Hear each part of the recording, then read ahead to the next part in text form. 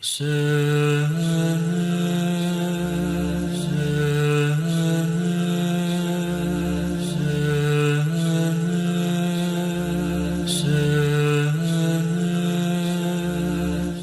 باللہ من الشیطان اللعین الرجیم بسم اللہ الرحمن الرحیم وبہ نستعین وهو خیر ناصر ومعین ربی اشرح لی صدری ویسر لی امری واحلل عقدۃ من لسانی یفقہوا قولی بسم اللہ الرحمن الرحیم انما یرید اللہ لیذہب عنکم الرجس اہل البیت ویطہرکم تطہیرا۔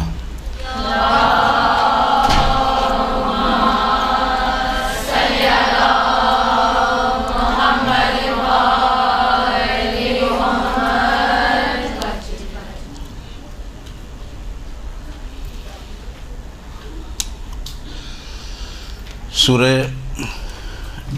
احزاب کی یہ آیت جس کی تلاوت کا شرف حاصل کیا گیا ہے،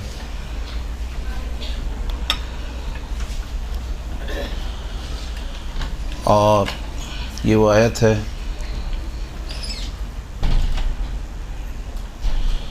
جو آپ خواتین نے ہزاروں مرتبہ سنی ہوگی، اور پروردگار یہ توفیق عطا فرمائے کہ لاکھوں مرتبہ اور سننی جائے اس کو آیت کو۔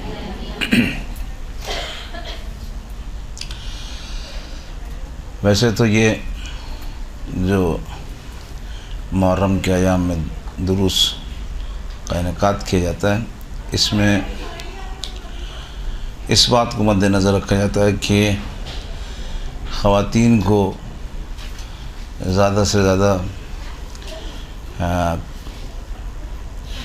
مجالس کے عنوان سے درس دیا جائے، کیونکہ وہ خواتین جو معاشرے میں مجالس سید الشہداء پڑھ رہی ہیں، وہ زیادہ سے زیادہ اس روش کو اپنائیں اور معاشرے میں صحیح معنوں میں سیرت ائمہ اطہار کو آگے بڑھانے میں کارآمد ثابت ہو سکے۔ لیکن لازم ہے، میں آپ کو پہلے بھی بتا چکا ہوں، جو حضرات جو خواتین میرے درس میں تھیں، کہ ہمارا ایک سلسلہ ہم اس کو مرتب طور پہ نہیں چلا سکتے مجبوری کی وجہ سے، لہٰذا اگر یہ آیت میں نے آپ کے سامنے پیش کیا ہے تو میری نظر میں صرف آپ نہیں ہے، جہاں جہاں پر بھی یہ آیت سنی جا رہی ہے، میں چاہوں گا کہ وہاں تک یہ بات پہنچے کہ ہم شیعان حیدر کرار کس زاویے سے اہل بیت علیہم السلام کو سب سے افضل قرار دیتے ہیں اور سب سے اعلیٰ قرار دیتے ہیں، اور ان کی سیرت ہمارے لیے کس طرح سے نمونہ بنتی ہے۔ تو اس لحاظ سے اس آیت کو ہم نے آپ کی خدمت میں پیش کیا کہ سب سے اہم آیت قرآن میں اہل بیت علیہم السلام کے لیے آیت تطہیر شامل ہوئی۔ جب تک تطہیر نہیں ہے تو آپ کیسے فضائل شامل کریں گے؟ ان کے کیسے فضائل بتائیں گے آپ؟ تو سب سے پہلے ہمیں یہ ثابت کرنا ہے کہ یہ آیت تطہیر جس کو آپ کہتے ہیں، اس میں کون سے لفظ سے اہل بیت کی طہارت شامل ہوتی ہے، یعنی ہم استدلال کر سکتے ہیں اس کو۔ کیا ہے؟ یہ تو پوری آیت ہے۔ بسم اللہ الرحمن الرحیم انما یرید اللہ لیذہب عنکم الرجس اہل البیت ویطہرکم تطہیرا، پوری آیت موجود ہے۔ شیعہ نے حیدر کرار کہتے ہیں یہ آیت تطہیر ہے اہل بیت علیہم السلام کے لیے، صحیح؟ تو اب اس آیت کو مورد گفتگو بنانا ضروری ہے، اس آیت پر بحث کرنا بہت ضروری ہے، چاہے وہ خواتین کا مجمع ہو، چاہے مردوں کا مجمع ہو، چاہے اہل تشیع ہوں یا اہل سنت ہوں، یا کسی بھی مسلک سے کوئی بھی متعلق ہے، ہمیں یہ بتانا چاہیے کہ آیت تطہیر کیسے ہے۔ یہ تو بہت آسان ہے نا کہنا کہ آیت تطہیر ہے، اس میں اہل بیت کی جو ہے طہارت ثابت ہے، یہ تو بہت آسان ہے، لیکن کیسے؟ آپ کسی کو قرآن پیش کرتے ہیں تو وہ یہی کہے گا کہ بھائی اس قرآن سے واضح تو کرو کیسے، اور گڑی بار بار میں نے ہر جگہ پر یہ گفتگو کی ہے کہ لوگ ہم لوگ سے سوال کرتے ہیں۔ بھائی آپ نے سنا نا، آپ کلپ دیکھتی ہوں گی، یہ کلپ آ رہے ہیں، شیعوں سے سوال ہے جی، یہ بتاؤ قرآن سے بتاؤ، قرآن سے بتاؤ۔ ہر دوسرا آدمی کھڑا ہو کر شیعوں سے پوچھ رہا ہے قرآن سے بتاؤ، تو اس کا صاف مطلب ہے کہ قرآن صرف ہمیں ہی آتا ہے۔ یہ مجلس کا نقطہ ہوا نا، بس میں مجلس کے نکات آپ کو بتاتا جاؤں گا ساتھ ساتھ، جو پڑھنے والے ہیں وہ متوجہ رہیں کہ سب سے زیادہ قرآن فہمی اگر ہے تو شیعہ نے حیدر کرار میں، ورنہ ہم سے کیوں سوال کر رہے ہیں؟ اور دوسری بات یہ کہ آپ کو جو بھی مسئلہ پیش آئے، یہاں پر عالم آتا ہے آپ فوراً پوچھنے لگتی ہیں، سر یہ مسئلہ ہے، سر وہ مسئلہ ہے، سر یہ مسئلہ ہے، باہر نکلیں لوگ فوراً پوچھنے لگتے ہیں، ڈاکٹر صاحب آئیں تو ہم اپنا بتانے لگتے ہیں، سر یہ گردے میں درد ہو رہا ہے، سر یہ پھیپھڑے میں درد ہو رہا ہے، سارے مسائل بتاتے ہیں، اس لیے کہ ہم ڈاکٹر کو اپنے سے بہتر سمجھتے ہیں، تو بس ہمارے لیے اتنا کافی ہے کہ دنیا ہمیں اپنے سے بہتر سمجھتی ہے، ٹھیک ہے؟ یہ مولا کا فضل کم ہے کیا؟ پوری دنیا سے سوال آتے ہیں، جواب شیعہ حضرات دے رہے ہوتے ہیں، علماء کرام دے رہے ہوتے ہیں، عوام دے رہی ہے، لوگ دے رہے ہوتے ہیں، اور یہ فریضہ بھی لازم ہے ہمارا ہی ہے، کیونکہ ہمیں رسالت مآب نے فرمایا کہ انی تارک فیکم الثقلین کتاب اللہ و عطرتی، میں تمہارے درمیان دو چیزیں چھوڑے جا رہا ہوں، ایک اللہ کی کتاب ہے اور ایک میری عطرت ہے۔ تو عطرت کا دم تو ہم ہر لمحے بھرتے ہیں، مجلس میں، ماتم میں، نمازوں میں، اپنے روزے میں، صدقے میں، خیرات میں، دنیا کو پتہ چلتا ہے کہ ہم عطرت سے وابستہ ہیں، اور دنیا کا سوال کرنا کہ قرآن سے یہ بتاؤ، یہ بتاؤ، یہ بتاؤ، تو یہ بھی پتہ چلتا ہے کہ ہم قرآن سے بھی وابستہ ہیں۔ اب آیا مسئلہ یہ کہ یہ تو ہوئی ایک فن خطابت کی بات کہ آپ مجلس پڑھتے ہیں تو آپ کو حوصلہ افزائی کے لیے کچھ نکات ادا کرنے پڑتے ہیں، اور حوصلہ افزائی کے علاوہ کچھ حقیقتیں بیان کرنی ہوتی ہیں۔ صرف حوصلہ افزائی سے بھی کام نہیں پتہ چلتا نا۔ میرے علی نے سورج پلٹا دیا، اب جوش میں تو آپ نے بول دیا، اب اگر کوئی سوال کر لیتا کیسے بھائی، امکان ہے کیا، پھر آپ کو دلائل دینے ہوں گے۔ اگر آپ کو دلائل آتے ہیں تو آپ کو حق ہے مجلس پڑھنے کا، ٹھیک ہے، اور دلائل نہیں آتے تو پھر آپ کو حق نہیں ہے مجلس پڑھنے کا۔ آج کل تو ذوق چل رہا ہے کہ ہر شخص نے مجلس پڑھنی ہے، صحیح، ہر شخص نے مجلس پڑھنی ہے۔ تیراکی کا مقابلہ ہو رہا اور سب اپنے اپنے بچوں کو تیراکی کے لیے تالاب میں چھوڑ رہے ہوں، تو جس باپ کو پتہ ہے یا ماں کو پتہ ہے کہ میرے بچے کو تیراکی نہیں آتی، اسے چاہیے کہ وہ مقابلے میں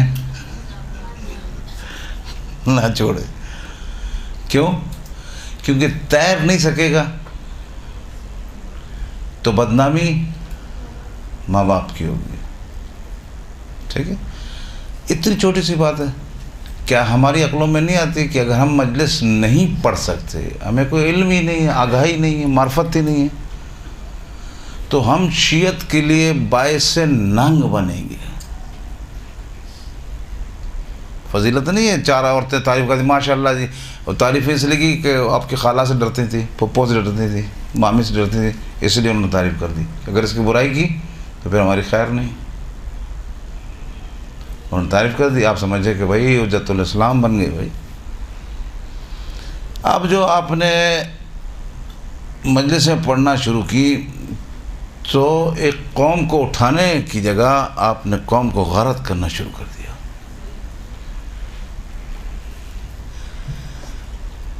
آج شیعہ قوم اس لیے بلند ہو رہی ہے کہ اس کو اٹھانے والے علماء کرام ہیں، احادیث سے، روایات سے. صحیح. اور اگر شیعہ نے حیدر قرار میں کوئی ذوف آپ دیکھ رہے ہیں تو یہ جو مجالس پڑھ رہی ہیں بغیر علم کے، یہ اس کو زمین دوز کر رہی ہیں. تو مجالس پڑھیے، بہت بافضیلت ہے مجلس پڑھنا، اہل بیت کا ذکر کرنا. لیکن جیسے اہل بیت کی شان ہے کہ پہلے عالم بنے، یہ کس نے روکا ہے؟ اپنے مواقع فراہم کریں اور علم حاصل کریں. جب آپ سنبھل جائیں اب بولنا شروع کریں. ٹھیک ہے، آپ بولنا شروع کریں گے تو اب آپ کی بات میں وزن پیدا ہوگا. جب آپ وزنی پتھر رکھیں گے تو اسے سیلاب بھی ہلا نہیں سکتے، ٹس سے مس نہیں کر سکتے.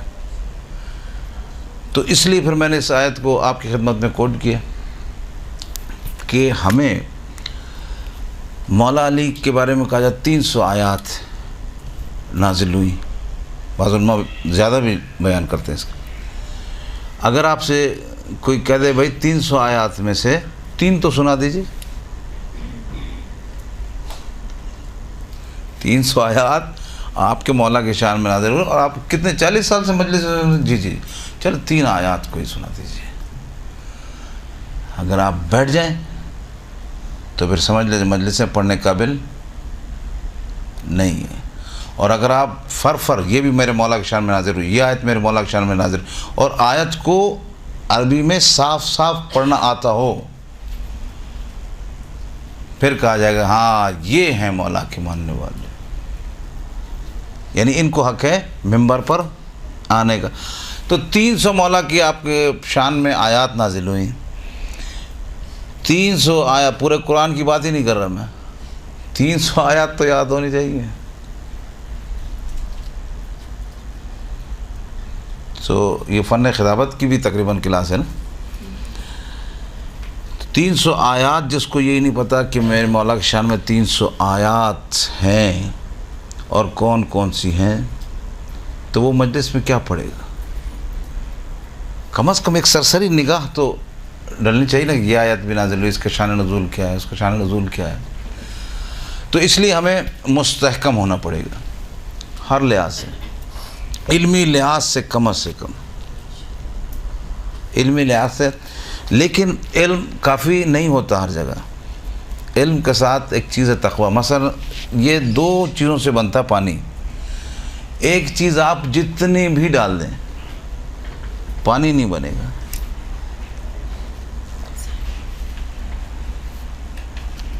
صلوات پڑھی محمد.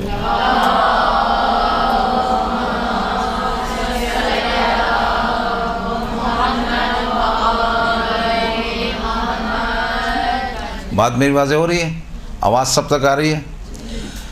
کتنا بھی اس میں آپ، اس میں کتنی گیسیں ہوتی ہیں پانی میں؟ 2 ہوتی نا. اچھا، یہ فرما رہی ہے کہ کون سی گیس ہوتی ہیں؟ ہائیڈروجن اور آکسیجن. ایک گیس استعمال کیجئے پانی بن جائے گا. جتنے بڑے عالم بن جائیے، اگر تقوی نہیں ہے ساتھ میں تو مولا والے نہیں بن سکتے. کچھ بھی کر لے، بولے میں نے یہ جو اتنے معیار حاصل کیا، اتنے درسوں میں گئی، میں فلانا علامہ صاحب کے درس میں تھی، مولانا صاحب کے درس میں تھی، میں ایران چلی گئی، میں کعبہ سے ہو کے آ گئی. عالم علم کے ساتھ، علم نور ہے، نور. جب تک تقوی نہیں ہے آپ کو سمجھ ہی نہیں آئے گی بات جب سمجھ آئے گی جب تقوی کے ساتھ ساتھ علم بھی آتا رہے گا، پاکیزگی آتی رہے گی. اب آپ معاشرے میں گئیں اور معاشرے میں آپ نے خطابت شروع کی تو آپ نے اگرچہ 4 لفظ بولے اس میں سے 3 لوگوں کو پسند آئیں گے، 3 پسند آئے، اور یہ بڑا اچھا رزلٹ ہے یہ. اگر 3 بھی آپ کی بات 3 الفاظ آپ کے معتبر ہو گئے تو آپ بہترین عالم دین ہیں. 100% نہیں ہوتا کوئی بھی، ٹھیک. 100% نے جو ہے پروردگار عالم نے انبیاء کو بنایا یا ائمہ کو بنایا. تو ہمیں مضبوط ہونا ہے. تو مضبوط ہونے کے لیے میں نے 2 چیزیں بتائی. ایک، مضبوطی کے لیے تقوی ضروری، ایک مضبوطی کے لیے علم ضروری ہے. سارے جنت جہنم جتنے فیصلے ہوں گے علم کا الگ ایک معیار ہوگا. علم کی مضبوطی الگ سے ایک مضبوطی گنی جائے گی. تو ہمارے پاس علم اور تقوی اگر انسان میں ہے تو وہ آگے بڑھ سکتا ہے، اور جس میں علم اور تقوی نہیں ہے وہ عالم بن سکتا ہے لیکن وہ پائیداری نہیں آئے گی. اور ایک میں اگر خالی تقوی ہے اور علم نہیں ہے تو وہ بھی پائیدار نہیں ہے، کیونکہ عابد بہت جلدی بہک جاتے ہیں. ٹھیک ہے، عابد کو بہکانا، تقوی متقی انسان کو بہکانا بہت آسان ہے، لیکن اس کو سالڈ کرتا ہے یہ علم اور تقوی. اور 2 چیزیں انسان کو غارت کر دیتی ہیں. 2 یہ ہو گئی جو مضبوط کر دیتی، کامیاب کر دیتی، اور 2 چیزیں اور ہیں جو انسان کو غارت کر دیتی ہیں. ایک، نماز جو ہے اس کو آپ اہمیت نہیں دیں. بھائی وہ لوگ پڑھتے نہیں، جس گھر میں ہوں وہ لوگ پڑھتے نہیں، فلانے پڑھتے نہیں، فلانے پڑھتے نہیں. انسان دلیلیں بناتا ہے نا، جس چیز میں ذوق ہوتا ہے اس میں دلیلیں بناتا ہے. بچے کو دیکھا جب امتحان میں کم نمبر لے کر آتا ہے تو آتے ہی کہتا ہے کہ امی فلاں کے بچے کے بھی کم آئے، تو اس وقت سمجھ جانا چاہیے کہ اس کے بھی کم آئے، فوراً اس کو دلیل بنا لیتا ہے. اچھا، آپ جو ہے جس چیز میں ضعیف ہوں گی فوراً دوسرے کے لیے دلیل بنائیں گے، فلاں بھی تو ایسے کرتا ہے. ٹھیک ہے، تو ایک نماز کو جو شخص کم سمجھتا ہے، کم اہمیت دیتا ہے، یعنی کبھی دیر سے پڑھ لی، کبھی جلدی پڑھ لی، کبھی نہیں پڑھی، تو یہ مضبوط نہیں ہو سکتا. یہ غارت ہو جاتا ہے یہ انسان. روایت کے الفاظ ہے کہ یہ شخص غارت ہونے والا ہے، یعنی جو نماز کو سب سمجھتا ہے. اور دوسرا، جو ہوا اور ہوس کے پیچھے لگا رہتا ہے، ہوا اور ہوس کے پیچھے لگا رہتا ہے. اردو کے الفاظ ہیں، مشکل نہیں. یہ 2 شخص جو اختیار کرتا ہے یہ غارت ہوتا ہے. آخری نتیجہ دیکھتے ہیں نا، نتیجہ آخر میں دیکھا جاتا ہے کہ اس کی آخری زندگی 50 60 65 سال 70 سال گزرنے کے بعد اس کا نتیجہ کیا نکلا، غارت ہو گیا یہ. اور ان 2 چیزوں سے انسان مضبوط ہوتا ہے. اور لازم ہے، آپ نے دیکھا پرندے کے جتنے پر مضبوط ہوں گے اتنی پرواز اس کی ہوگی. ٹھیک ہے، تو علمی اعتبار سے مضبوط ہونا ہے، ہمیں تقوی کے اعتبار سے مضبوط ہونا ہے. اور تقوی کیا ہے؟ بہت لمبی لمبی تعریفیں سن کے انسان گھبرا جاتا ہے. تقوی کیا؟ بچنا. یہ بچنا بہت مشکل ہے، بہت مشکل ہے، بہت مشکل. تو بہت مشکل ہے تو اس کے جزا بھی اسی لیے سالڈ ہے نا، یہ بہت مشکل ہے. اچھا، علم دین حاصل کرنا بہت مشکل ہے. مثلا آپ کے گھر کے مسائل اتنے آپ نہیں جا سکتے، بھائی نہیں چھوڑے، بھابھی نہیں چھوڑیں، خالہ نہیں چھوڑیں، اچھا دور ہے، یہ ہے وہ، یہ سب چیزیں تعامل کر کے آپ علم دین حاصل کرتے ہیں. تو سب سے جو چھوٹی سی فضیلت میں بیان کروں، چھوٹی سی کہنا بھی صحیح نہیں ہے، چھوٹی سی فضیلت یہ ہے کہ علم دین جو حاصل کرتا ہے فرشتے اس کے نیچے اپنے پر بچھاتے ہیں. کیوں بچھا رہے ہیں؟ یہ کبھی آپ نے سوچا کیوں؟ اس لیے کہ آپ مضبوط ہو گئے. ٹھیک ہے، آپ مضبوط ہو گئے. اب آپ کے لیے تحفظ کی ضرورت ہے. پروردگار عالم ملائکہ کو معین کر دیتے کہ آپ اب اس کی تحفظ کی ضرورت ہے. اب یہ آدمی کام کا ہو گیا, یہ اس کی تحفظ کی ضرورت ہے. تو عزیزوں, سب سے پہلے یہ آیت ہم دیکھتے ہیں کہ بار بار مجلس سے پڑھی جاتی ہے, انما یرید اللہ لیذھب عنکم الرجس. انما اس میں سب سے پہلے استعمال ہوا. جو ذہین طالبات ہیں اور مجلسیں پڑھنے والی ہیں تو وہ انشاءاللہ اس تقریر سے 3-4 مجلسیں تو نکال سکتی ہیں. میں تو مختصر آپ کے لیے بات کروں گا. ہمیں مجلس میں جب مجلس پڑھنے جانا ہے تو ہمیں یہ یاد رکھنا چاہیے, ہمیں اللہ کے نظام کو فالو کرنا, انبیاء کے نظام کو فالو کرنا اور اہل بیت علیہ السلام پر دلائل پیش کرنے. اہل بیت کی سیرت کو سالڈ کرنا لوگوں کی نظر میں, اپنے آپ کو نہیں. اکثر جو ان پڑھ لوگ ہوتے ہیں, پڑھے لکھے نہیں ہوتے ہیں, وہ سمجھتے ہیں کہ مجلس میری اچھی ہو جائے, بات میری پہنچ جائے, اہل بیت کی نہیں. اور یہ چیز جو ہے مذہب تشیع کو ضعیف کرتی ہے. انسان مضبوط ہو رہا ہے, مذہب ضعیف ہو رہا ہے. تو اس لیے مجلس پڑھنے والے اور جو مدرسے میں خواتین پڑھتی ہیں یہ اس لیے مفید ہوتے ہیں کہ یہ علم دین سے وابستہ ہے. اور ایک ایک چیز آپ اس کو پختہ کریں, کیا چیز ہے یہ. انما دیکھیے اس میں قرآن میں لفظ بحث ہے, زیر زبر پر بھی بحث ہے. یعنی آپ اس کے زیر زبر کو بھی اوپر نیچے نہیں کر سکتے. اتنا پروردگار عالم نے ایک سالڈ نظام دیا کہ اگر زیر زبر بھی اوپر نیچے ہو گیا تو غلط ہو جائے گا. اب یہ انما اس پر آیت پر داخل ہوا ہے, اور انما کا علماء نے آرام سے ترجمہ کیا کہ تالا. ٹھیک ہے, یہ علماء کرام مجالس میں بیان کرتے ہیں کہ ایک تالے کی مانند ہے. تو تالا آپ کہاں پہ لگاتے ہیں, کیوں, کس سے, کتنی زبردست بات ہے یہ, لیکن سادی اور سمجھ میں آنے والی. گھر پہ آپ تالا لگاتے ہیں, اور اگر جو ہے گھر میں خدا نخواستہ پیسے رکھ دیے تو اور تالے کو مضبوطی سے دیکھتے ہیں, اور تجوری میں تالا لگاتے ہیں, اور اس جگہ پر تالے لگاتے ہیں جہاں پر چوری کا ڈر ہو. صحیح, جہاں پر چوری کا ڈر ہو. تو اس کا تو صاف مطلب یہ ہوا نا کہ پروردگار عالم کو قرآن میں چوری کا بہت زیادہ ڈر تھا, بہت زیادہ پروردگار احتیاط کر رہا ہے. ایک بار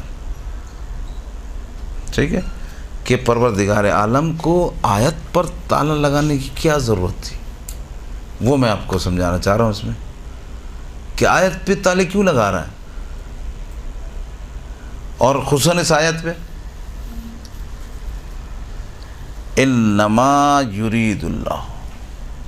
انما کا مطلب تالا لگ گیا, اللہ کا ارادہ. انما یرید اللہ لیذھب عنکم الرجس اہل البیت. ٹھیک ہے, اب یہ انما تالے کی مانند ہے, تالا لگا دیا اپنے آیت پر. کیا مطلب آیت پر تالا لگا دیا کہ پروردگار اس آیت میں کسی کو اور کو شامل نہیں کرنا چاہ رہا. ٹھیک ہے, آیت پروردگار اس آیت میں کوئی بھی دخل اندازی نہیں کرے, اس لیے تالا.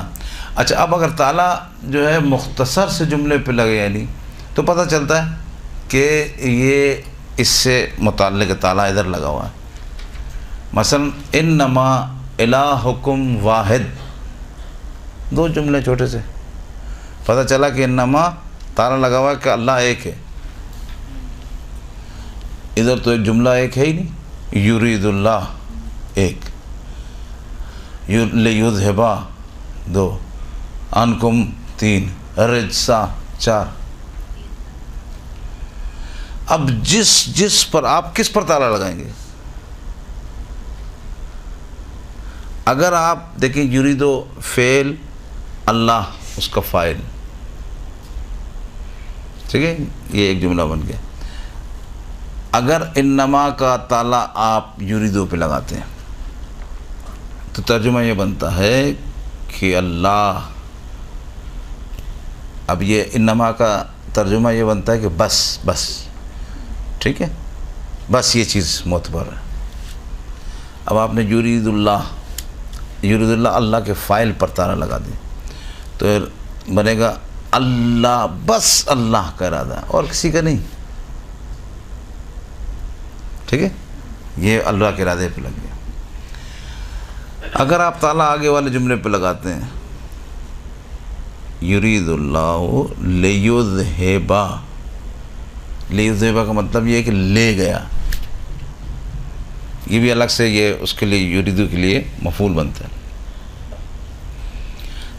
انما کو آپ نے اٹھا کے ادھر رکھ دیا لیذہبا پہ، تو آپ کہتے ہیں کہ اللہ کا ارادہ ہے کہ بس لے گیا، بس لے جانے کا ارادہ، وہ تالا ادھر آ گیا۔ اس کے بعد آ رہا ہے انکم الرجسا، اب انکم لاسٹ میں کروں گا، اس کو رجس کو تو نہیں ہے۔ اب آپ نے تالے کو اٹھا کر آپ نے رجس پر لگا دیا، اب رجس قید ہو جائے گا۔ اللہ، پہلے یہ بتائیے بحث سخت تو نہیں ہو رہی، سمجھ آ رہی ہے؟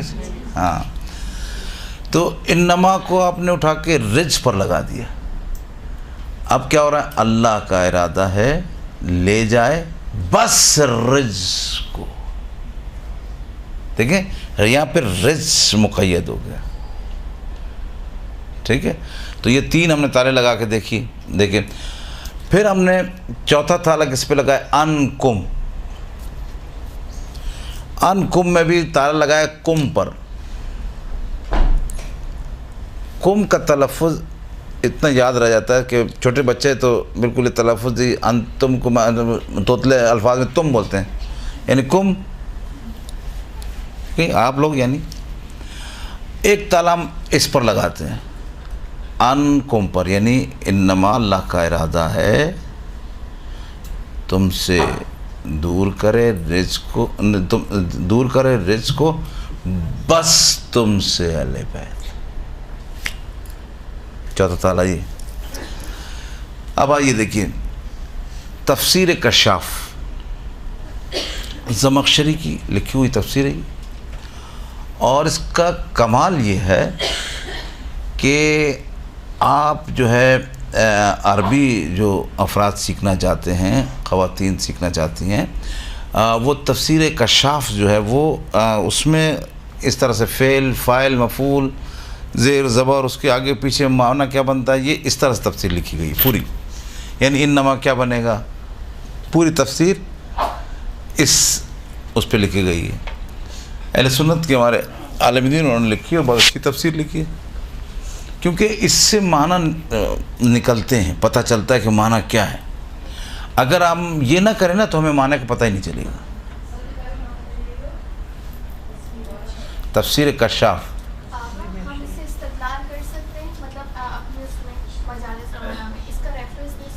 کس کا تفسیر؟ ہاں بالکل دے سکتے ہیں، فارسی میں بھی آ گئی ہوگی، اردو میں بھی ہے، فارسی میں بھی ہے، ہاں معلوم کرنی پڑے گی، یہاں سے ملتی ہے، لاہور سے ملتی ہے۔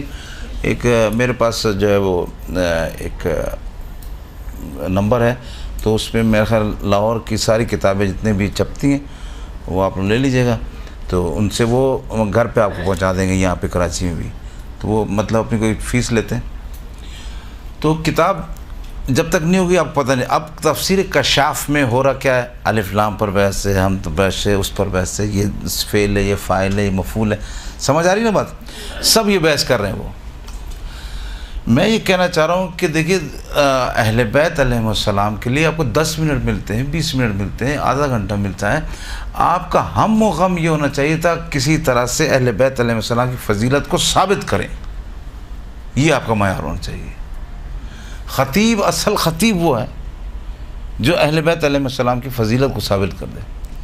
خطیب وہ خطیب نہیں کہ جس کو 4 لوگ بولتے ہیں ماشاءاللہ بہت اچھی پڑھی، یہ تو آپ کی تعریف ہوئی، یعنی آپ ان کے ذہنوں کو جھنجھوڑ دیں کہ ہم جن کو مانتے ہیں وہ یہ لوگ ہیں. تو تفسیر کشاف میں یہ معنی کیے ہیں. لیکن جب انما پر آئے وہ لوگ، تفسیر کشاف دیکھیے، جب انما پر آئے تو ایک اس کو چھیڑا ہی نہیں، انہوں نے اس کو چھیڑا ہی نہیں. کیوں؟ اگر وہ چھیڑتے کہ انما کا تعلق ارادے سے ہے تو پھر بحث کرنی پڑتی وہ ارادہ کیا ہے. اگر وہ بحث کرتے انما کا تعلق لیذہبا سے ہے تو پھر یذہبا کیا چیز یذہبا ہوئی. توجہ کیجئے گا کہ کیا چیز پروردگار لے گیا، کیا چیز لے جانے کا ارادہ کر رہا ہے.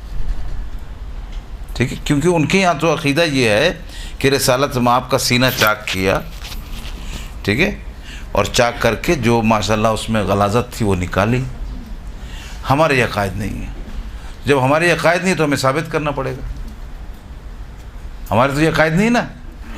اچھا اب آپ مجھے یہ بتائیے کہ جب یہ سینہ چاک کیا اور پروردگار نے جو ہے رسول کا سینہ چاک کیا اور سینے میں سے غلاظت نکالی اور اب رسول کو پاکی، تو اس کا مطلب صاف یہ ہو نا کہ غلاظت تھی تو صحیح.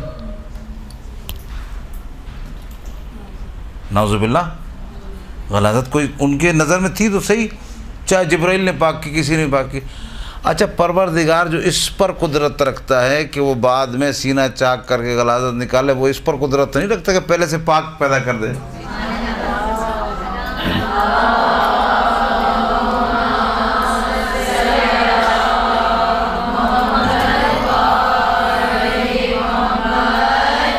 تو یہ سلسلہ اب وہ اس بات کو اس لیے نہیں چھیڑا کہ اگر چھیڑتے تو لازم ہے کیا لے گیا وہ ذہاب اس نے کیا، دور رکھا. کیا دور کیا؟ اچھا پھر رجز کو بھی نہیں چھیڑا. انما کا تعلق اگر رجز سے بنا دیتے کائنات کی ہر نجاست تو اس کو بھی نہیں چھیڑا. تو کوئی ان کے کام کی چیز تھی نہیں، کیونکہ تو وہ تو رجز ثابت کرنا چاہ رہے ہیں نا اہل بیت میں کہ تھا پھر دور ہوا. امام حسین نے، امام حسن نے زبان رسول کی چوسی، پھر اس کے بعد وہ علم منتقل ہوا. ان کے یہ قائد ہیں، ہمارے یہ قائد نہیں ہیں. اب اس پہ بھی بحث نہیں، اور انکم پہ تو کر ہی نہیں سکتے تھے. تو اس جملے کو انہوں نے چھوڑ دیا. انما پر اصلاً بحث ہی نہیں کی، چھوڑ دیا، کیونکہ کوئی کام کی ان کی بات ہی نہیں تھی. اور ہم نے یہ چاروں طرف سے ثابت کر دیا کہ اگر اللہ کا ارادہ ہے بس تو اس ارادے کو ثابت کرو کہ وہ ارادہ کیا چیز تھا. اگر ذہاب کا ارادہ ہے، پروردگار نے دور رکھا ہے تو کس سے کیا دور رکھا ہے، اور اگر رزق ہے تو رزق کو دور رکھا ہے، وہ رزق کیا کیا ہے اسے بتاؤ. اب آئی بات انکم. ٹھیک ہے، اللہ کا ارادہ ہے دور رکھے ہر رزق سے، بس تم کو اہل بیت. یہ بس تم کو اہل بیت کا تعلق انما سے ہے، اسی سے آیت تطہیر ثابت ہوتی ہے. ٹھیک ہے، تم سے، اس تم کو اگر آپ سمجھ جائیں تو آیت تطہیر کو سمجھ جائیں گے. اس آیت سے ہم نے یہ ثابت کیا کہ انحصار کا تعلق بس تم سے ہے. یہ اتنا پروردگار عالم نے اس کو کیوں کنٹرول کیا کہ آیت تطہیر بس تم سے ہے. اس لیے پروردگار عالم نے اس پر تالا لگایا کہ چوری کا 100% امکان جو تھا بس تم سے تھا. کیسے؟ اس لیے کہ دیکھیں آپ جب چوری ہوئی تو یہی لوگوں نے کہا نا کہ اہل بیت فلاں بھی شامل ہے، فلاں بھی شامل ہے، فلاں بھی شامل ہے. اس لیے اللہ نے تالا لگا. اب ساری زندگی بھی زحمت کرتے رہے، اس بس تم سے میں ایک فرد کو بھی شامل نہیں کر سکتے. انما کا تعلق کس سے ہوا؟ بس تم سے. اور جو انما ہے نا یہ بس تم پہ لگا ہے. تم کون ہے؟ اہل بیت. یہ بات سمجھ میں آ گئی؟ تو ہم آیت تطہیر کو جو ثابت کرتے ہیں بس تم سے اہل بیت. اہل بیت کتنے ہیں ہمارے پاس؟ 14 معصومین، بس 14 معصومین. ٹھیک، جیسے آپ نے آیت تطہیر سے اہل بیت کو ثابت کر دیا کہ ہر پروردگار نے ہر نجاست کو ان سے، کن سے؟ اہل بیت سے دور رکھا. اب جب آپ کا یہ بالکل آپ اس سچویشن کو سمجھ جائیں گے، اب آپ کی جرت نہیں ہوگی کسی خاتون کو لا کر اہل بیت میں شامل کریں، کسی مرد کو لا کر، کیونکہ یہ تخصیص ہو چکی ہے. یہ تخصیص ہو چکی ہے. انما کا تعلق اہل بیت سے، اور اہل بیت یہ 14 ہیں. ٹھیک ہے، ہم لوگ اس طرح سے استدلال کرتے ہیں کہ یہ ہمارے انما کا تعلق یہ آیت تطہیر سے. ٹھیک ہے، اس طرح سے آیت تطہیر ان کے لیے ثابت ہو جاتی ہے کہ ہاں یہ استدلال تو ہے، اس لیے انہوں نے انما کو چھیڑا ہی نہیں. اب یہ ہم نے ثابت کر دیا کہ یہ انما کا تعلق بس اہل بیت سے. اب تو مسئلہ ہو گیا، لوگوں کے لیے مسئلہ ہو گیا کہ اب اگر یہ تو ثابت ہو گیا کہ اہل بیت سے ہیں، اب انہوں نے کیا کیا کہ اہل بیت کے معنی میں کچھ تغیر و تبدل کر دو تاکہ اپنی خواتین کو اس میں شامل کر سکیں، تاکہ فضیلت ہماری طرف آئے.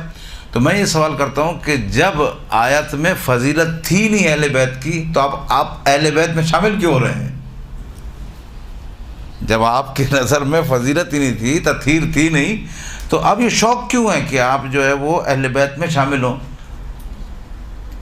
تو آپ کا شامل ہونا بتا رہا ہے کہ پہلی آیت بھی آپ کو سمجھ آ چکی ہے.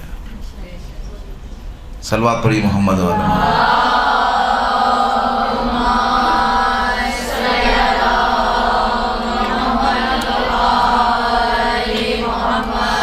اب ذرا ہاتھ کھڑا کر کے بتائیں کس کس کو بات سمجھ میں آئی ہے؟ ٹھیک ہے، اکثر کو سمجھ آئی انشاءاللہ. آپ دیکھیے، اب اعتراض کرنے والے نے کہا کہ یہ آیت تطہیر کو ثابت کیا ان لوگوں نے کہ انما کا تعلق کسی سے بھی بنائے، فضیلت اہل بیت کے لیے جاری، اور تطہیر کیسے ثابت ہوگی؟ تطہیر آپ انما کا تعلق بنائیں گے قم کے ساتھ، ان قم کے ساتھ، تو اہل بیت کی تطہیر ثابت ہے کہ ہر نجاست، ہر چیز کو دور رکھا. اب آئیے، کہا کہ یہ تو ان سے نہیں سنبھلی، اب اہل بیت علیہ السلام میں شامل کرنا شروع کیا لوگوں کو، کیونکہ سمجھ گئے تھے کہ آیت تو بڑے کام کیا ہے اور ہم لوگ بھی اس فضیلت میں شامل ہو جائیں. ہمارے جس میں مدرسے میں ہم لوگ پڑھتے تھے، تو ایک وقت ایسا ہے کہ وہ کوئی بم بلاسٹ ہوا، تو وہ اس کی مدرسے کی تو 60 میں عمارت تھی، وہ عمارت گری. تو ہمارے ایک دوست تھے، وہ وہیں مدرسے کے ارد گرد رہتے تھے، تو وہ آئے اور عمارت میں اپنا پیر ایسے گھسا لیا، 1-2 اینٹیں اوپر نیچے رکھ دی. میں نے کہا یہ کیوں کیا ہے؟ کہ اس لیے کہ اخباروں میں تصویر آئے گی، لوگ مجھے فون کریں گے، میری فضیلت بڑھے گی. تو فضیلت اہل بیت کیا کہ میں آئی ہے، لوگ شامل ہونا چاہ رہے ہیں اس میں. اب انہوں نے کہا جی اہل بیت جو ہے وہ اہل کہتے ہیں کہ خانہ، اہل خانہ جیسے کہتے ہیں گھر والے، اور بیت کہتے ہیں گھر کو. تو جو بھی گھر میں تھا وہ سب کی لحاظ اتری. دیکھیں آپ، شیعان حیدر کرار کا جو منصب ہے، وقار ہے، عزت ہے، وہ آبرو ہے، وہ پروردگار کیوں بلند کر رہا ہے؟ اس لیے کہ مسلسل اس زحمتوں میں لگے ہوئے کہ کسی طرح سے بھی جتنی بھی اہل بیت کے متعلق آیتیں آئی ہیں ان آیتوں کو ثابت کرنا، اور اچھے خطیب کا کام یہی ہے، ان روایتوں کو ثابت کرنا. ٹھیک ہے، تو آپ یہ دیکھیے کہ اب انہوں نے کہا کہ یہ آیت تو اب اہل بیت تو کم از کم شامل کر جائیں، جب فضیلت جا ہی رہی ہے ان کی طرف تو ہم اپنی بھی لیں. ہماری بیویاں بھی اس میں شامل ہو جائیں۔ تو کہا جی اہل بیت کا مطلب اہل خانہ۔ آپ لوگ کے ذہنوں میں کیا آ رہا ہے؟ اہل بیت کا معنی کرے کوئی؟ کتنے عرصے سے آپ لوگ اہل بیت سے نزدیک ہیں اور مجالس میں جا رہے ہیں، اور انشاءاللہ ہزاروں سال جو ہے پروردگار آپ کو مجالس سننے کی توفیق عطا فرمائے۔ میں نے کسی جگہ یہ دعا کرائی کہ پروردگار آپ کو ہزاروں سال جو ہے مجلس سننے کی توفیق عطا فرمائے، تو ایک صاحب نے اٹھ کر کہا کہ مولانا صاحب 1000 سال تو زندگی بھی نہیں ہے۔ تو میں نے کہا ایک مجلس سننے سے پتہ زندگی کتنی بڑھتی ہے؟ ایک مجلس سننے سے ہزاروں سال زندگی بڑھ جاتی ہے۔ مانوی زندگی کی بات ہو رہی ہے، ٹھیک ہے؟ تو کوئی اہل بیت کا معنی بتائیں کہ کیا اہل بیت کا معنی کیا ہے؟ صرف صاف ترجمہ کریں، کوئی مسئلہ نہیں۔ اہل بیت کا معنی گھر میں، ہاں یہی ہے نا، ذہن میں یہی آتا ہے۔ مجلس سنیں، کہیں بھی سنیں، ذہن میں یہ آتا ہے کہ اہل بیت گھر کے افراد، تو انہوں نے تو غلط نہیں لیا نا۔ جنہوں نے اپنے گھر والوں کو بھی شامل کیا، رسول اسی گھر میں تو تھے یا نہیں تھے؟ رسول اسی گھر میں تھے نا، گھر میں تھے نا، اور یہ معنی گھر کا ہے۔ تو اگر ان کو ہم لوگ ریز ایک ایک جملہ جو معنی نہ کریں نا، تو یہ بہت اہل بیت علیہ السلام کی کسی فضیلت کو آگے نہ بڑھائیں۔ اہل ایک لفظ ہے، بیت دوسرا لفظ ہے، دو گئے، اس میں تیسرا بھی ایک لفظ ہے، اہل البیت۔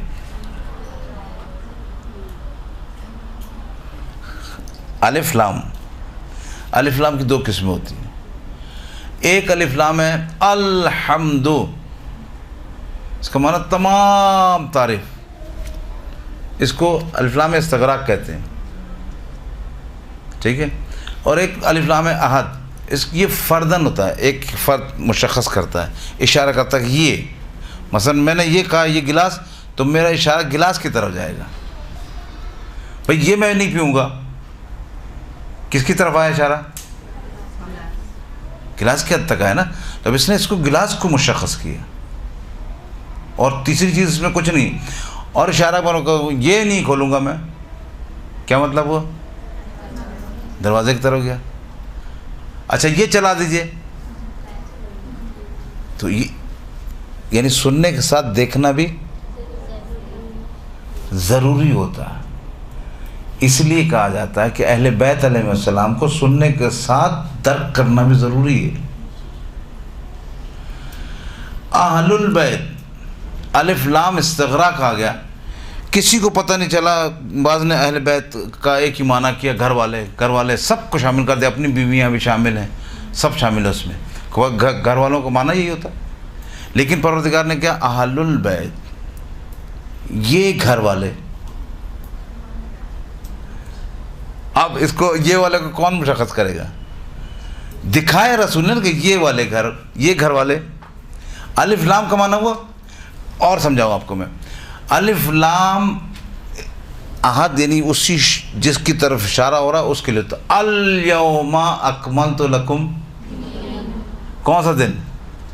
وہی دن، غدیر والا دن۔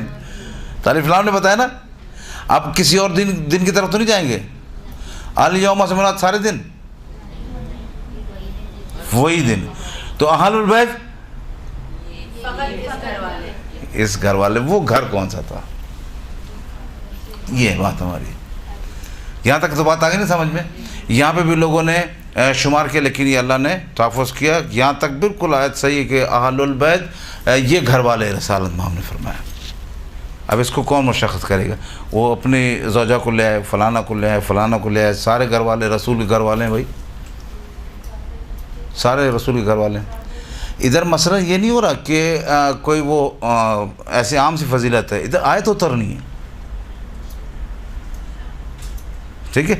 اب اگر مثلا فرض کریں آیت ادھر اترتی ہے، تو یہ میں کیسے ثابت کروں گا یہ میری فضیلت میں اتری؟ آپ کہیں گے میری فضیلت میں، آپ کہیں گے میری فضیلت میں اتری، ثابت کیسے کریں گے؟ اور پروردگار اہل بیت علیہ السلام کا خاص تحفظ قرآن میں خاص تحفظ کرتا. اور قرآن کو اسی لیے پروردگار نے کہا اِنَّا نَحْنُ نَزَّلْنَا الذِّكْرَ وَإِنَّا لَهُ لَحَافِظُونَ. ہم نے اس ذکر کو نازل کیا اور ہم ہی اس کی حفاظت بھی کریں گے. تو اب اہل البیت ہو گیا. اب یہ پروردگار عالم نے انتظام کیے کہ خاص یہ ابھی اشارہ رسول نے کیا، اللہ نے کیا کہ اہل البیت یہ والے. پھر بھی لوگوں کو اجماع تھا. اب رسالت مآب نے دیکھیں مشخص کیا، اب یہ اللہ نے کام کیا، اب رسول نے دیکھ کام کیا. رسول نے جناب فاطمہ کے پاس تشریف لائے اور کہا ایتینی بالکسا الیمانی. حدیث کے ساتھ سنتے ہیں ایتینی یا فاطمہ تو ایتینی بالکسا الیمانی، فاطمہ مجھے چادر دے دو. میں کسی مجلس میں کہہ رہا تھا کہ جناب فاطمہ کے اگر کبھی موقع ملے چادر کے فضائل پڑھنے، صرف چادر کے، تو اس حقیق سے طالب علم کے پاس اتنا مواد ہے کہ صرف چادر پر عشرہ پڑھ سکو، صرف چادر. تو جس کی چادر میں اتنی فضیلت ہیں اس کی ذات میں کتنی فضیلت ہیں.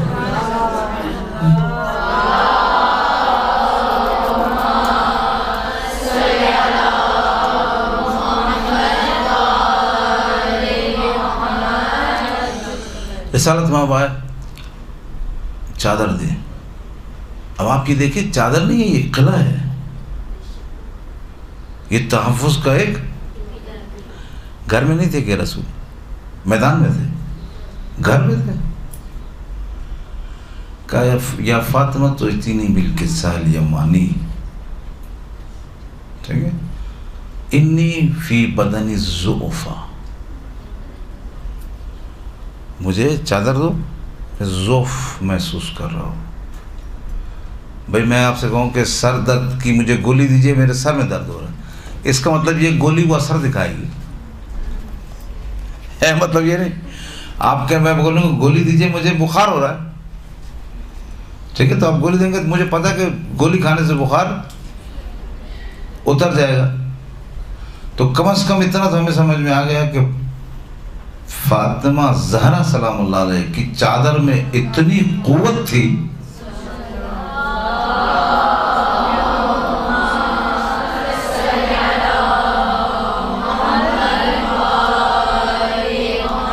جو کم سے کم 1,24,000 انبیاء کے ضعف کو دور کر سکتی ہو. یہ چادر کی قوت بیان کر رہا ہوں میں بھی. ابھی میں نے شہزادی کے بارے میں بات نہیں کی. فاطمہ چادر دو، چادر لے لی رسول نے. اب مجھے کوئی روایات بتائیے، کوئی ایسی کوئی بات بتائیے اگر آپ کو پتا ہو کہ رسول نے بلایا ہو کسی کو. کسی کو بھی نہیں بلایا. تو پھر یہ کیسی کشش تھی، یہ کیسی کشش تھی. یعنی آپ یہ چادر کی فضیلت دیکھیے کہ اس میں رسول آئے، امام علی بھی پہنچ گئے، جناب فاطمہ بھی پہنچ گئی، امام حسن بھی پہنچ گئے، امام حسین بھی پہنچ گئے. تو مجھے کہنے دیجیے نا، یہ چادر کی اتنی قوت تھی، اس نے نبوت کو بھی سمیٹ لیا، جس نے رسالت کو بھی سمیٹ لیا، جس نے امامت کو بھی اپنے اندر سمیٹ لیا. رسالت مآب نے یہ جناب فاطمہ کی چادر لی. آسان نہیں ہے، حدیث کے ساتھ بھی بات کرنا آسان نہیں ہے. اس کے لیے علم چاہیے، آگاہی چاہیے، معرفت چاہیے. اب کائنات کا رسول ہے اور یہ کام کر رہا ہے، تو لوگ تو اگر سادہ سے پڑھیں گے آپ کو کہیں گے نہیں کیا تمہارے رسول تمہارے کیا کر رہے ہیں یہ. اب رسالت مآب جو چادر میں آ گئے، یہ ہستیاں بھی سمٹ کے چادر میں پہنچ گئی. یا رسول اللہ میں آ جاؤں، یا رسول اللہ میں آ جاؤں، ہاں ہاں آ جاؤ. اچھا جب یہ سلسلے چل رہے تھے، میں آ جاؤں میں آ جاؤں میں آ جاؤں، جی آئیے آئیے آئیے آئیے. تو یہ سلسلہ تم میں سلمان دیکھ رہے کہ میں بھی آ جاؤں. جب سب کو آنے دے رہے ہیں تو رسالت مآب نے ام سلمہ کو روک کے بتایا کہ سب کا سلسلہ نہیں ہے، یہ اہل بیت کا سلسلہ ہے. یہ میں جملہ دوسرا بولتا ہوں، صرف بیت کا سلسلہ نہیں ہے، اہل بیت کا سلسلہ ہے. رک جاؤ سلمہ، تو سب کچھ چادر میں جائے. ذہن میں رہے میں جو ہے آیت تطہیر پر بات کر رہا ہوں کہ کس طرح سے پروردگار عالم نے اہل بیت علیہ السلام کا تحفظ فرمایا. جب آ گئے چادر میں، اب جبرائیل آئے.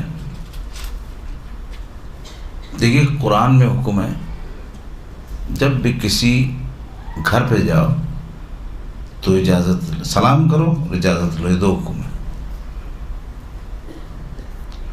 تو حکم ہے جب بھی کسی گھر پہ جاؤ سلام کرو اور اجازت لو. جبرائیل علیہ السلام چادر کے پاس آ کر سلام کر رہے ہیں اور اجازت مانگ رہے ہیں، تو صاف پتہ چل گیا یہ گھر بن گیا ہے. گھر میں گھر بن گیا ہے. تحفظ دیکھا آپ نے؟ یہ کیا ضرورت تھی رسالت میں آپ کو گھر میں گھر بنانے کی؟ اس لیے کہ اگر جبرائیل آیت لے آتے اور گھر میں لے آتے تو گھر میں تو اور بہت سی بیویاں تھیں، بہت سے خواتین تھیں، سب کی سب شامل ہو جاتی آیت میں نہیں. لہذا رسول رک گئے. اور جبرائیل صرف کھڑے نہیں ہوئے، چادر کے پاس مسلسل ایک سلام کیا، ایک اجازت لی اور کب میں آ جاؤں اندر، میں آ جاؤں اندر. توجہ کیجئے گا، مسلسل کا میں اندر آ جاؤں. تو بھائی یہاں سے آپ آیت کیوں نہیں سنا رہے، اندر کیوں آنا چاہ رہے ہیں؟ تو بتانا چاہ رہے تھے کہ فرشتوں کو ہمیشہ ذوق رہا اہل بیت میں شامل ہونے کا. اہل بیت کو ذوق نہیں رہا کہ فرشتے بن جائیں. جبرائیل کو کہا ٹھیک ہے آ جاؤ. اور رسالت مآب نے کہا کہ یہ اب دیکھیں اشارے کو تنگ کیا اور کہ یہ میرے اہل بیت ہے. کتنا تحفظ ہے؟ تحفظ در تحفظ، تالوں پر تالے، تالوں پر تالے. ایک تالا آپ گھر میں لگائیں تو دیکھنے والا سمجھ جائے گا کہ یار گھر کو بند کر کے گیا یعنی چور آ سکتے ہیں. دو تالے لگائیں تو اس کا مطلب ہے کہ آپ کو دیکھنے والا کہے گا کہ یار ادھر چور زیادہ ہیں. تین تالے لگائیں تو دیکھنے والا کہے گا یار یہ تو چوری، پورا علاقہ چوری کا علاقہ. اتنا تحفظ بتا رہا ہے کہ اللہ جانتا تھا کہ سارے قرآن کے چور ہیں. ٹھیک ہے، اور یہ عام بات نہیں ہے. مسلسل دیکھیے قرآن پہ ڈاکہ ڈالنا آسان تھوڑی ہے، اس لیے اللہ نے تالے لگائے. اور پھر رسول نے بھی الگ سے گھر میں گھر بنایا، بیت میں بیت بنایا. اب جبرائیل آئے کہا کہ یہ میرے اہل بیت. کتنا مشخص کیا. اب چادر کا سمجھ آیا؟ چادر کا سمجھ آیا کہ چادر بتاتی کہ اہل بیت کون ہے، اور چادر ہی بتاتی ہے اہل بیت کا چاہنے والا کون ہے. ٹھیک ہے. تو اب جبرائیل آئے اور جبرائیل نے آ کر کہا کہ رسول نے کہا کہ یہ میرے اہل بیت ہے. تو جبرائیل نے کہا انہیں کے لیے تو میں آیت لے کر آئے. انما یرید اللہ لیذھب عنکم الرجس اہل البیت ویطہرکم تطہیرا. صلوات پڑھی محمد.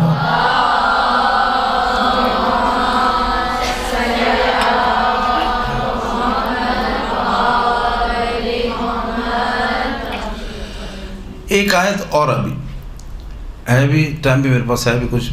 ایک آیت اور ہے قرآن میں تو وہ بھی تطہیر کی آیت ہے. ابراہیم اور اسماعیل جب خانہ کعبہ بنا رہے تھے تو خانہ کعبہ بناتے جاتے تھے، اور ابراہیم اور اسماعیل سے پروردگار عالم نے کہا کہ طہر بیتی،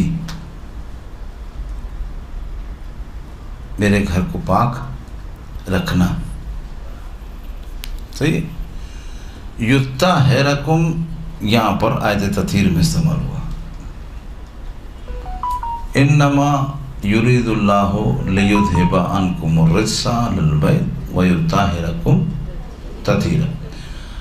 اب انہوں نے مانا یہ کیا کہ اللہ کا ارادہ ہے کہ اہل بیت علیہ السلام کو ہر پاکیزگی، ہر نجاست ان سے دور کرے.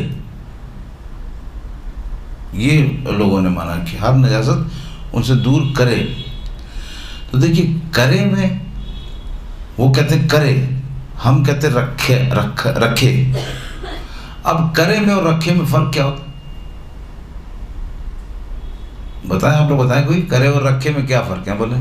رکھے سے مراد یہ کہ ہے ہی نہیں، نجاست کا ان سے کوئی تعلق ہی نہیں ہے. ہاں، اور کرے مینس پہلے تھی. ہاں یہ دیکھیں ایک عام ذہن میں یہ بات آتی ہے کہ کرے تو ساری جتنی بھی اہل سنت کی کتابیں ہیں، دوسرے علماء نے لکھا، وہ کہتے ہیں کرے. ہم شیعہ حیدر کرار اس کو رکھے کے معنی کرتے ہیں کہ ہر برائی جو ہے اہل بیت سے دور رکھے. تو اس میں معنی صاف یہ ہوتا ہے کہ آپ نے کہا کہ یہ اس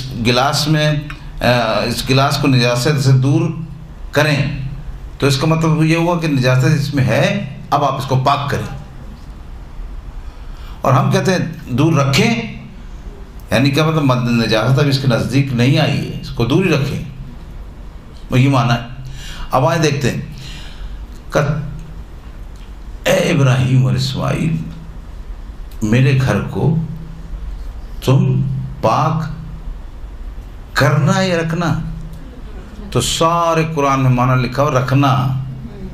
توجہ کی جگہ میں آپ کو آپ کی خدمت میں عرض کرنا چاہ رہا ہوں، قرآن میں معنی لکھا ہے اے ابراہیم اور اسماعیل میرے گھر کو پاک رکھنا معنی کیا. وہاں پہ بھی صیغہ کون سا؟ ابراہیم اور اسماعیل کے لیے طاہرہ کا صیغہ ہے، وہ بھی آیت تطہیر ہے. وہاں پہ ابراہیم اور اسماعیل سے کہا جا رہا ہے کہ میرے گھر کو پاک رکھنا. سب نے مانا کیا ہے، قرآن میں جا کے دیکھ لیجئے گا. یہاں پہ اہل بیت علیہ السلام کی وجہ سے اتنا بغض تھا لوگوں، اتنا بغض کہ ہماری ساری جانیں قربان ہو جائیں، ہم ہر لمحے بس اہل بیت علیہ السلام کے لیے دلائل پیش کرتے رہیں. اس طرح سے زندگی گزرے ہماری. دشمن نے ایسا کام کیا.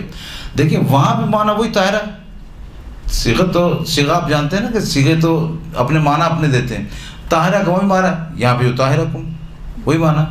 وہاں پہ معنی کر رہے ہیں کیا کہ اے ابراہیم اور اے اسماعیل میرے گھر کو پاک رکھنا. اور یہاں کیا معنی کر رہے ہیں؟ ہر نجاست کو دور کرے. تو جب آپ وہاں پر پاک رکھنا معنی کر رہے ہیں تو یہاں بھی پاک رکھنا کیا ہے؟ ٹھیک ہے. جب وہاں پر آپ پاک رکھنے کا معنی کر رہے ہیں کہ ابراہیم اور اسماعیل میرے گھر کو پاک رکھنا، کیوں؟ کیونکہ ادھر تو نجاست کا امکان نہیں تھا. جس کعبے کو اللہ کا نبی بنا رہا ہو، اس کا بیٹا بنا رہا ہو، اس میں کہاں پہ نجاست کا امکان ہوگا؟ نجاست تو بالکل تھی نہیں. لیکن وہاں بات انبیاء کی تھی، اس لیے کہا کہ دور رکھنا. وہی صیغہ استعمال ہوا جو طاہرکم میں، یہاں کہتے ہیں کرنا. تو جو صیغہ وہاں استعمال ہوا ہے وہاں پر رکھنے کا معنی ہے، تو یہاں پر بھی رکھنے کا معنی ہے. ٹھیک ہے. یعنی اللہ نے اہل بیت علیہ السلام کو ہر نجاست سے دور رکھا. استاد محترم فرما رہے تھے کہ آج کل تو موضوعات کی بوچھاڑ ہے نا، ہر موضوع پہ ہر شخص بول لیتا ہے، چاہے اس کو کچھ آتا بھی نہیں. کہ اہل بیت علیہ السلام کے لیے بات کرنے کے لیے سب سے پہلے اہل بیت پہ عقیدہ یہ رکھیں کہ وہ پاک و پاکیزہ ہیں، پھر آپ بحث کریں، پھر آپ کو اختیار ہے. سب سے پہلے اپنا عقیدہ یہ بنائیں کہ پروردگار عالم نے ان کو پاک و پاکیزہ پیدا کیا ہے، ہر نجاست کو ان سے دور رکھا ہے. کسی فکری نجاست ہو، تعصبی نجاست ہو، ہر نجاست ان سے دور رکھا. تو صرف فرق یہ رہا. آپ یہ دیکھیے وہ آیت ابراہیم اور اسماعیل کے لیے نازل ہوئی کہ میرے گھر کو پاک رکھنا. وہ صرف بیت ہے، وہ صرف بیت ہے نا. اور وہ لوگوں کے دوسروں کے اختیار میں بھی ہوتا ہے.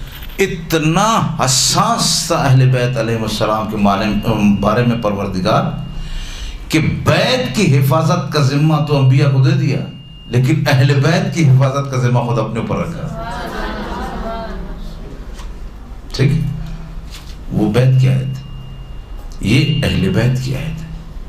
پروردگار عالم اہل بیت علیہ السلام کو سب سے برتر و بالا اس نے رکھا ہے شروع سے۔ صلوات پڑھی محمد و آل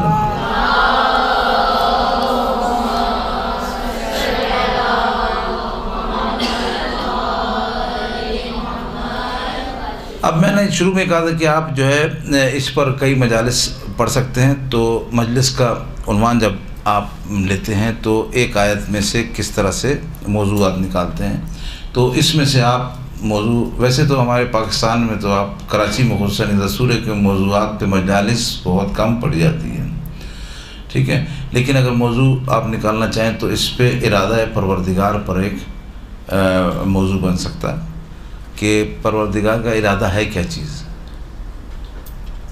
ٹھیک ہے، یا ارادے کی کتنی قسمیں ہیں اور ارادے کی کون سی قسم یہاں استعمال ہوئی ہے، اس پر آپ ایک مجلس پڑھ سکتے ہیں۔ دوسرا ایک عنوان ہے رجس، ناپاکی جس کو کہیں آپ، چاہے وہ بتوں کی نجاست لے لیں، کسی طرح بھی لے لیں، آپ اس پر بھی مجلس پڑھ سکتے ہیں۔ تیسرا عنوان دیکھیں ایک آیت میں سے نکل رہا ہے، تیسرا عنوان اہل بیت۔ اہل بیت علیہ السلام پر آپ پوری ایک مجلس پڑھ سکتے ہیں کہ اہل بیت علیہ السلام کون سی ہستیاں ہیں، آیا کن کے لیے یہ آیت نازل ہوئی ہے، اور آیا اہل بیت میں ازدواج رسول جو ہیں، زوجہ رسول جو ہیں وہ شامل ہیں یا نہیں شامل ہیں، پورا ایک موضوع ہے۔ یہ موضوعات اس آیت سے نکل سکتے ہیں، اور طہارت ایک موضوع ہے۔ تو مین اس میں سے آپ اگر چھوٹی چھوٹی 20-20 منٹ کی مجالس پڑھیں گی تو تقریباً 5 مجلسیں آپ کی اس ایک آیت پر بن گئی۔ اچھا، اس میں یہ فائدہ ہوگا کہ سامنے سننے والے کو بہت سی جو ہے وہ آپ فائدہ مند باتیں بتا سکتے ہیں، کیونکہ ابھی آپ کسی سے پوچھیں تو اس کو ارادے کی قسمیں تک معلوم نہیں ہوگی۔ کیوں؟ وہ مجلسیں پڑھنے والوں نے بھی کچھ ایسے مجالس پڑھی کہ کوئی زیادہ سودآور نہیں ہوئی کہ آپ یہ کہیں کہ بہت لوگوں کو جو ہے بہت فائدہ پہنچا۔ اکثر زیادہ تر خطیب کو فائدہ پہنچا تو اس سے کوئی فائدہ حاصل نہیں ہے۔ تو اس آیت کو سورہ احزاب کی آیت ہے یہ، اور آیت نمبر 33 ہے، اور اس میں جو ہے میں نے ایک لفظ پر آپ کی خدمت میں مختصراً بحث کی، بہت سی بحث اس میں بھی باقی ہے۔ تو اہل بیت علیہ السلام کے لیے ان کو نزدیک سے دیکھنا پڑے گا۔ نزدیک سے مراد یہ کہ آپ کو اہل بیت علیہ السلام کے لیے کام کرنا ہوگا۔ یہ نہیں ہوگا کہ آپ جو ہے اہل بیت علیہ السلام کی جو ہے ذاکرہ بن جائیں، خطیبہ بن جائیں، اور ان کے لیے کوئی کام نہیں کرے، ایسے ہی بس چلتے رہیں، بس اس نے مجلس پڑھ دی، اس نے مجلس پڑھ دی، ادھر سے بچوں کتابوں سے دیکھ کے مجلس پڑھ دی، وہ مجلس نقصان دہ ثابت ہوگی۔ اور دوسری مجلس کے لیے ایک اور اہم بات آپ کو بتاتا چلوں کہ مجلس پڑھنے سے پہلے ضرور 2 رکعت نماز کی نیت کریں، کوئی بھی، کہ پروردگار تیرے سچوں کا ذکر میں صحیح انداز میں اگر بجا لائے، صحیح الفاظ مجھ سے ادا ہو گئے تو میں شکرانے کی 2 رکعت نماز پڑھ لوں گی، ٹھیک ہے۔ یہ ہر مجلس سے پہلے آپ نے یہ انجام دینا ہے۔ اچھا، تیسری بات یہ کہ اب یہ ہم نے آیت کی بحث کی، اس میں مختلف موضوعات اور جو ہے وہ مختلف باتیں آپ کو بتائیں۔ مجلس میں ایک اہم چیز اور آپ کی خدمت میں عرض کرتا چلوں کہ تمہید بہت اہم ہے۔ کسی چیز کو سمجھانے کے لیے جب تک آپ کے پاس اس کی تمہید نہیں ہوگی، یعنی میں نے یہ انما کو لفظ تعالیٰ سے استعمال کر کے آپ کے ذہنوں میں بٹھایا کہ یہ اس طرح سے ہوتا ہے، اس کو تو تمہید کہتے ہیں۔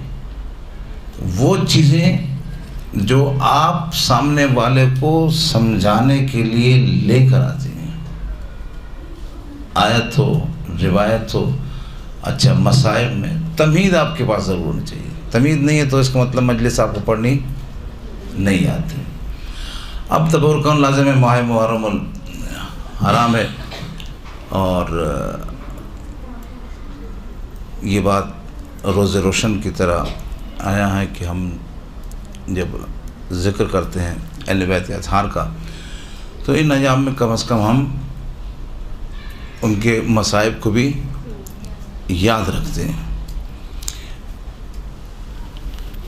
بہت مختصر آپ کی خدمت میں آج میں چاہ رہا ہوں کہ ابو الفضل عباس کا ذکر کیا جائے. دیکھیے اہل بیت علیہم السلام سے جو لوگ متمسک رہے وہ کوئی معمولی لوگ نہیں تھے کہ ہم یہ کہہ سکیں نہیں یہ اتفاقاً ایسا ہو گیا، ایسا نہیں، اتفاقاً ایسا نہیں، بلکہ پروردگار عالم نے ان ہستیوں کو خاص طور سے بنایا. کتنی میں نے روایت دیکھی، مولا علی سے ہر شخص مانگ رہا ہے.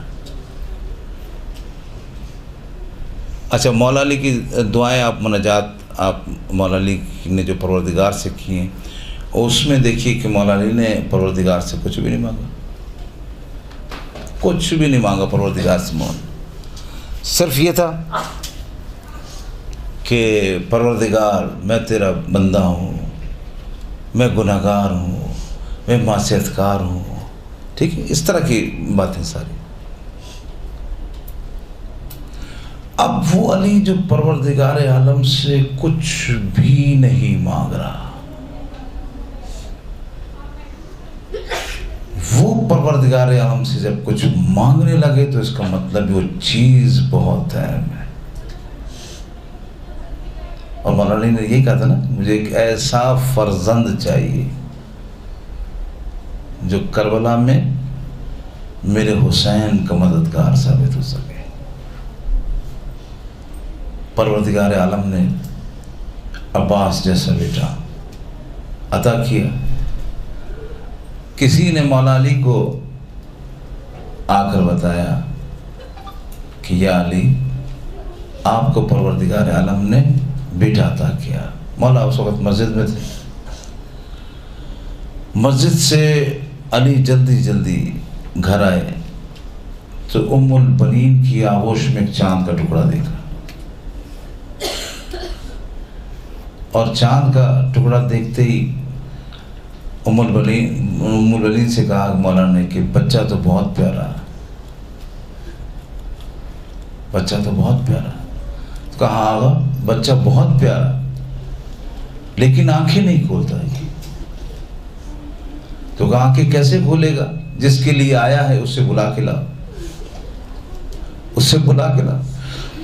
فوراً گئے امام حسین کو بلا کر لائے.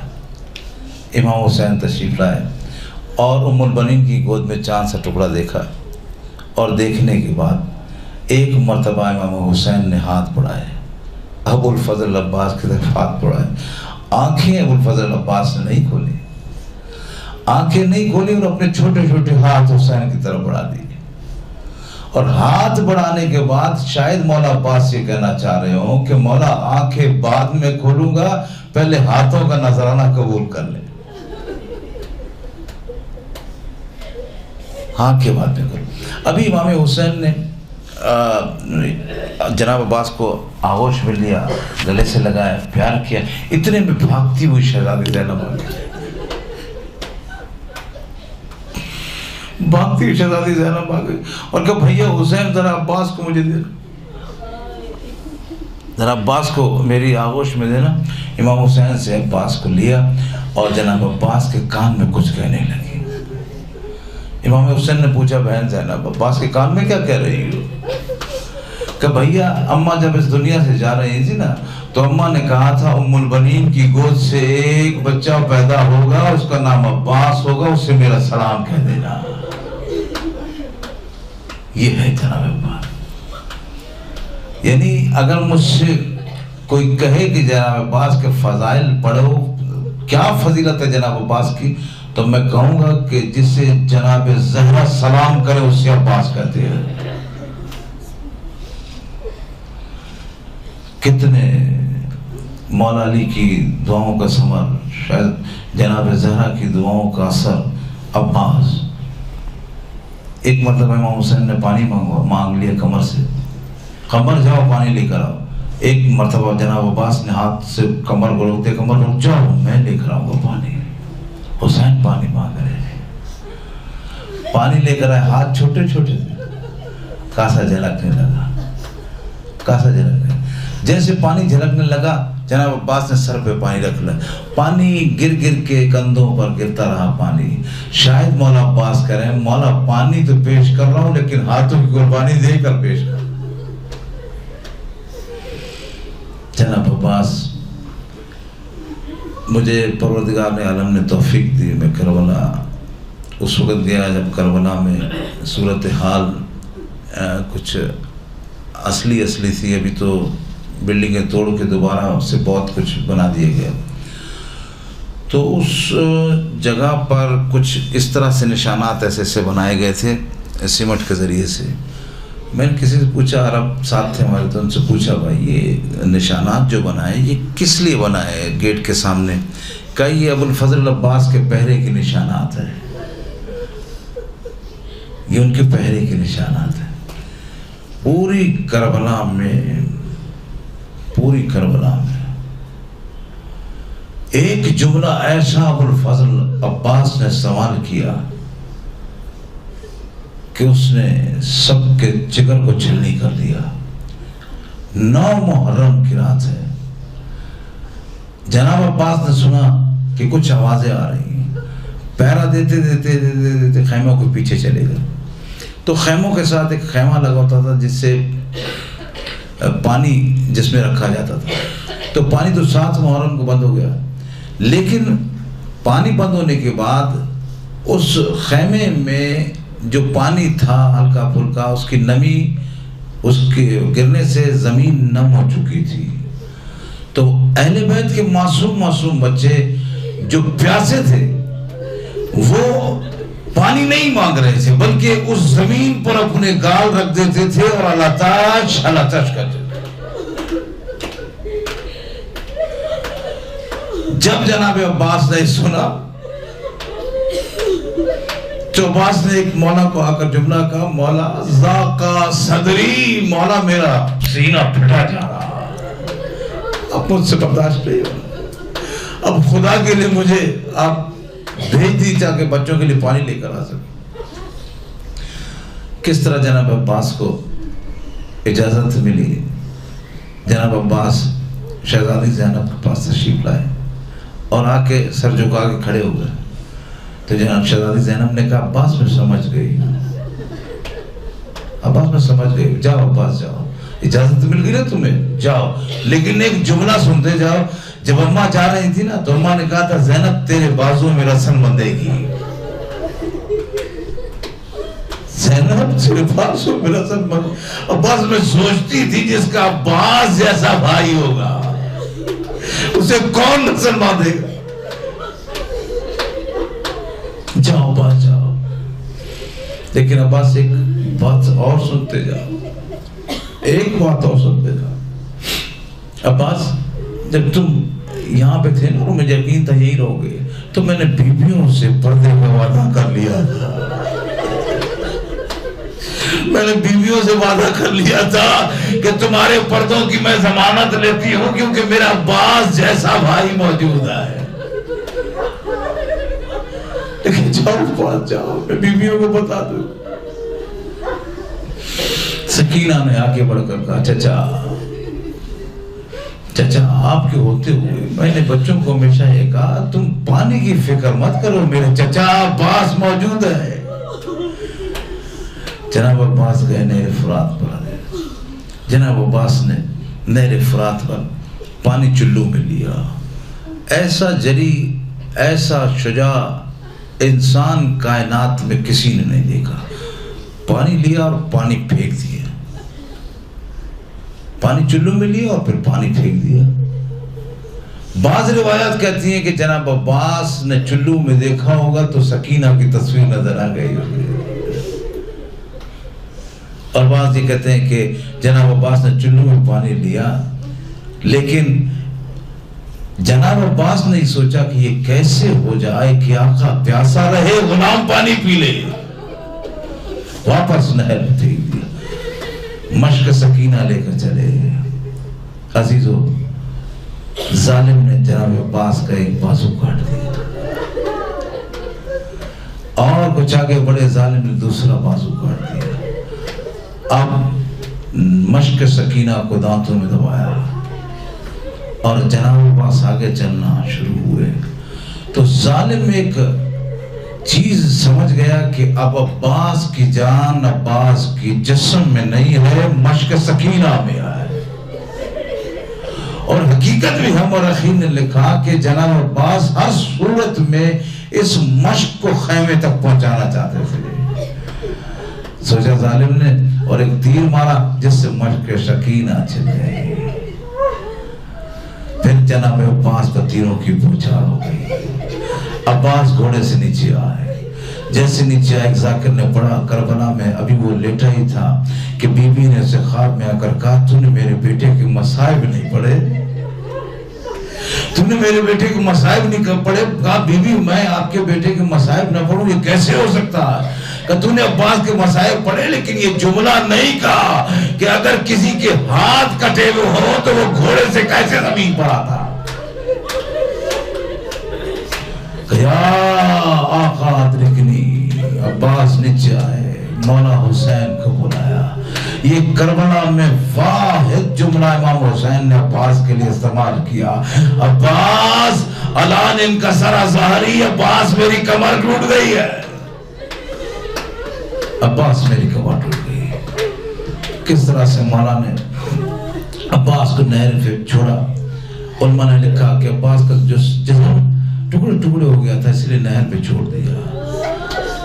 کسی نے لکھا کہ جناب عباس خود چاہتے تھے جس طرح حسین کا روزہ تعمیر ہو اس طرح میرا بھی روزہ تعمیر ہو۔ اسی طرح علماء نے لکھا کہ جناب عباس خود امام حسین سے وصیت کی، آقا میرا جنازہ خیموں میں نہ لے جائے، آقا میرا جنازہ خیموں میں نہ لے جائیے گا، میں سکینہ سے بہت شرمندہ۔ تو کہتے مولا عباس نے صرف علم لیا اور علم لے کر خیمے میں آئے، جیسے خالی علم آیا، ابھی تک تو جنازے آ رہے تھے نا، اب خالی علم آیا تو کوئی آگے بڑھا، کہا میرا آقا عباس کہاں ہے؟ کسی نے کہا میرے آقا عباس کہاں ہے؟ کسی نے کہا میرا بھیا عباس کہاں ہے؟ کسی نے کہا بڑھ کے میرے بابا عباس کہاں ہے؟ جناب عباس کے چھوٹے چھوٹے بچے تھے، تو چھوٹا والا بچہ جو ہے خیمے سے بھاگنے لگا۔ امام حسین نے بتایا کہ تمہارے بابا فرات پر آئے گئے، چھوٹا سا بچہ بھاگا خیمے سے بھاگا، تو بڑے بھائی نے کہا بھیا کہاں جا رہے ہو؟ کہا ہم بابا کی لاش کو لینے جا رہے ہیں۔ کہا بھیا تم چھوٹے ہو، تم سے لاش نہیں اٹھے گی۔ کہا ٹھیک ہے، اگر ہم لاش نہ اٹھا سکتے بابا کے بازوؤں کو اٹھانا تو لا سکتے، ہم بابا کے بازوؤں کو لے کر آئے۔ عزیزو، خیمے میں علم آیا، شہزادی زینب نے، ایک عالم دین نے پڑھا، شہزادی زینب نے علم کو خیمے میں گاڑا اور بیویوں سے کہا، بیویوں سے ایک جملہ استعمال کیا، بیویوں اپنی اپنی چادریں مجھے دے دو، رقیہ لاؤ اپنی چادر دو، ام رباب لاؤ اپنی چادر دو۔ شہزادی زینب نے ایک مرتبہ چادریں علم پر رکھی اور کہا بھیا بہن قسم کھا رہی ہے، میری چادر رہے نہ رہے تیرے علم کا پھریرا اونچا رہے۔ سیعلم الذین ظلموا ای منقلب ینقلبون۔ پروردگار تجھے محمد و آل محمد کے واسطہ ہماری اس قلیل عبادت کو اپنی بارگاہ میں قبول فرما۔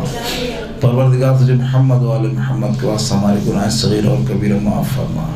پروردگار تجھے محمد و آل محمد کے واسطہ ہمیں زیادہ سے زیادہ سیرت ائمہ اطہار پہ چلنے کی توفیق عطا فرما. جتنے بھی جہاں بھی مومنین ہیں پریشان حال ہیں ان کی پریشانی کو دور فرما. جو بے روزگار ہیں ان کو رزق حلال عطا فرما.